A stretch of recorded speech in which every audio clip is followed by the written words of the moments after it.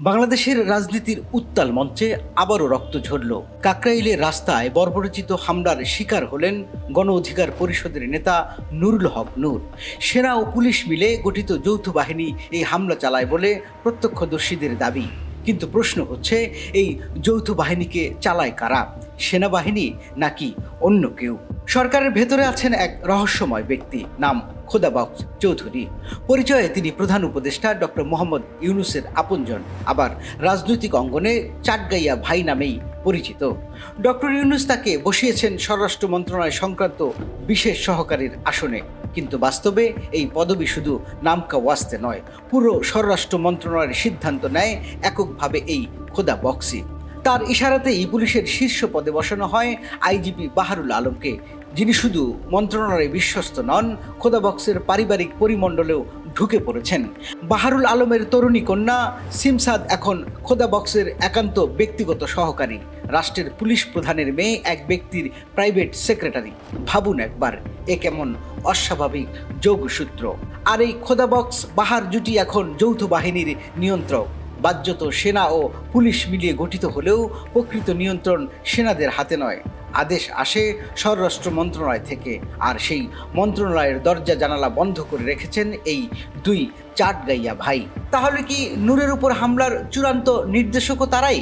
প্রত্যক্ষদর্শীরা বলছেন, যৌথ বাহিনী শুধু অপারেশন চালিয়েছে, নির্দেশটা এসেছিল উপর থেকে। সেনাবাহিনী নিজেরা রাজনৈতিক প্রতিপক্ষের বিরুদ্ধে মাঠে নামে না, তারা নামলো কারণ আদেশ ছিল স্পষ্ট, আর সেই আদেশ এসেছে স্বরাষ্ট্র মন্ত্রণালয়ের অন্ধকার ঘর থেকে। এদিকে আনুষ্ঠানিকভাবে স্বরাষ্ট্র উপদেষ্টা আছেন জাহাঙ্গীর, কিন্তু তিনি যেন এক নিধিরাম সর্দার। ঢাল নেই, তলোয়ার নেই, শুধুই পদবি আছে, ক্ষমতা নেই। তার অবস্থান এতটাই দুর্বল যে নিজের মন্ত্রণালয়ের কোনো সিদ্ধান্তই তার উপস্থিতি নেই। বাস্তবে স্বরাষ্ট্র মন্ত্রণালয় এখন চাটগাইয়া ব্রাদার্স লিমিটেডের একচ্ছত্র আধিপত্যে। এই দুজনের সিদ্ধান্তেই ঠিক হয় কার বিরুদ্ধে মামলা হবে, আর কার উপর নামবে, আর কার রক্ত ঝরবে। জনগণ ভাবে প্রধান উপদেষ্টা দেশ চালাচ্ছেন, বাস্তবে দেশ চালাচ্ছেন খোদাবক্স চৌধুরী আর বাহারুল আলমের গোপন জুটি। প্রশ্ন উঠছে, এ কেমন শাসন ব্যবস্থা?